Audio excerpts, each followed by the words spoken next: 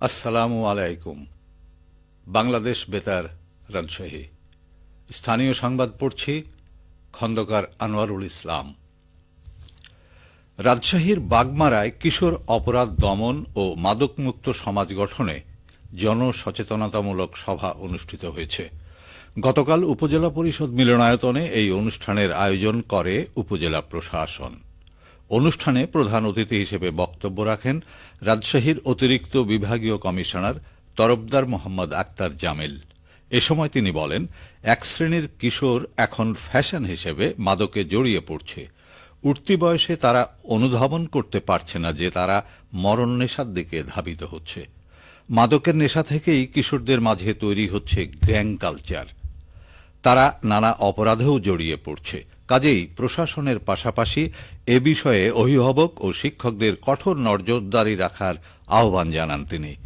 উপজেলা নির্বাহী কর্মকর্তা মাহবুবুল ইসলামের সভাপতিত্বে আয়োজিত ও উপজেলা প্রকৌশলী খলিলুর রহমানের পরিচালনায় অনুষ্ঠানে আরও বক্তব্য রাখেন সহকারী কমিশনার ভূমি নাহিদ হোসেন।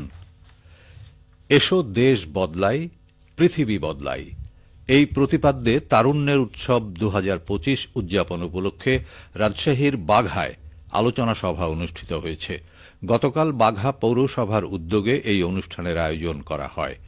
পৌর প্রশাসক ও উপজেলা নির্বাহী কর্মকর্তা শাম্মী আক্তারের সভাপতিত্বে তারুণ্যের ভাবনায় আগামীর বাংলাদেশ শীর্ষক এই সভায় বক্তব্য রাখেন উপজেলা স্বাস্থ্য ও পরিবার পরিকল্পনা কর্মকর্তা ডাক্তার আসাদুজ্জামান সহ আরও অনেকে।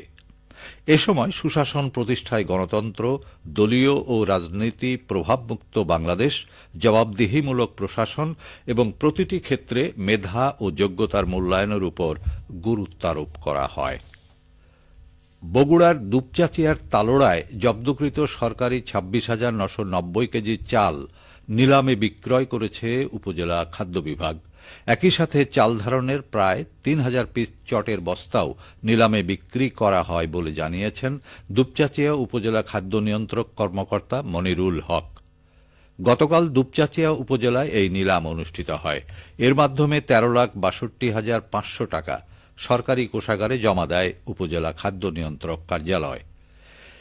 এর আগে গত বছরের 29 অক্টোবর উপজেলার তালোড়া এলাকায় যৌথ বাহিনীর এক অভিযানে সরকারের সামাজিক নিরাপত্তা বেষ্টনীর এই চাল ও চটের বস্তা উদ্ধার করা হয়। ওই ঘটনায় 31 অক্টোবর একটি মামলা দায়ের হয়। সেই মামলায় দুপচাচিয়া আমলি আদালত গত বছরের 31 ডিসেম্বর নিলামের আদেশ দেন।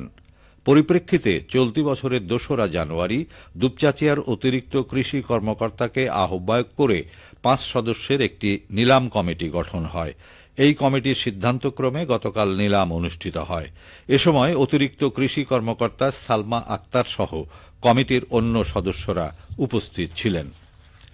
নওগাঁর পত্নীতলায় অবৈধ পথে সীমান্ত পাড়ি দিয়ে ভারতে অনুপ্রবেশকালে 2 ব্যক্তিকে আটক করেছে বর্ডার গার্ড বাংলাদেশ বিজিবি। গতকাল সন্ধ্যায় এক সংবাদ বিজ্ঞপ্তির মাধ্যমে এই বিষয়টি নিশ্চিত করেছে বিজিবি পত্নীতলা 14 ব্যাটালিয়ন।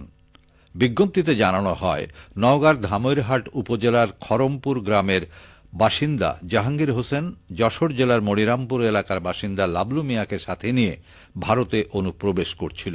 এ সময় বিজিবির বস্তাবর বিওপি টহল দল সীমান্ত পিলার হতে আনুমানিক 200 গজ বাংলাদেশের অভ্যন্তরে চককালু মাঠের মধ্যে অভিযান চালিয়ে তাদেরকে আটক করে। বিজিবি আরও জানায়, আটক জাহাঙ্গীর হোসেন মানব পাচার চক্রের সদস্য। তাদের দেহ তল্লাশি করে 7,000 ভারতীয় রুপি, ভারতীয় সিম কার্ড সহ 2টি মোবাইল ফোন জব্দ করা হয়।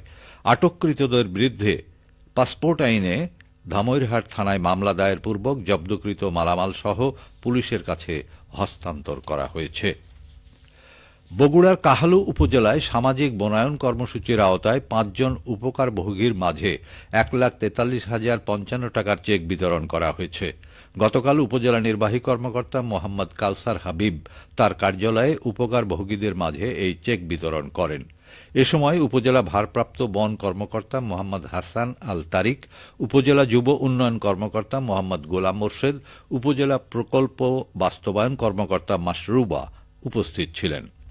এ সময় সামাজিক বনায়নের আওতায় উপজেলার মুরইল ইউনিয়নের শীতলাই সরকারি প্রাথমিক বিদ্যালয় থেকে ধাওয়াপাড়া গ্রাম পর্যন্ত 1 কিলোমিটার সংযোগ সড়কে বাগানের গাছের বিক্রয় করা টাকার লভ্যাংশের চেক প্রদান করা হয়। নওগাঁর মান্দায় প্রবাসী হিলফুল ফুজুল ফাউন্ডেশনের উদ্যোগে দরিদ্র মানুষের মাঝে জীবনমুখী সহায়তা প্রদান করা হয়েছে। গতকাল চক কামদেব বালিকা উচ্চ বিদ্যালয় মাঠে অনুষ্ঠানে প্রধান অতিথি ছিলেন বিষ্ণুপুর ইউনিয়ন পরিষদের চেয়ারম্যান SM গোলাম আজম। এ সময় আয়োজকরা জানান, প্রবাসী হিলফুল ফুজুল ফাউন্ডেশনের মানবিক উদ্যোগে মান্দা উপজেলার বিষ্ণুপুর এলাকায় ইতিবাচক পরিবর্তন আসায় ক্রমেই এর কার্যক্রম সম্প্রসারণ করা হচ্ছে। অনুষ্ঠানে ফাউন্ডেশনের পক্ষ থেকে শতাধিক মানুষকে চাহিদার ভিত্তিতে হুইল চেয়ার, টিউবওয়েল, ছাগল ও চিকিৎসার জন্য নগদ অর্থ প্রদান করা হয়। সবশেষে আবহাওয়া। আজ দুপুর 12টায় রাজশাহীতে তাপমাত্রা ছিল 19.5 ডিগ্রি সেলসিয়াস। এ সময় বাতাসে আপেক্ষিক আর্দ্রতার পরিমাণ 68%। রাজশাহী ও পার্শ্ববর্তী এলাকায় আজ সূর্যাস্ত সন্ধে 5:33। সংবাদ শেষ হল। আমাদের পরবর্তী সংবাদ দুপুর 2:05।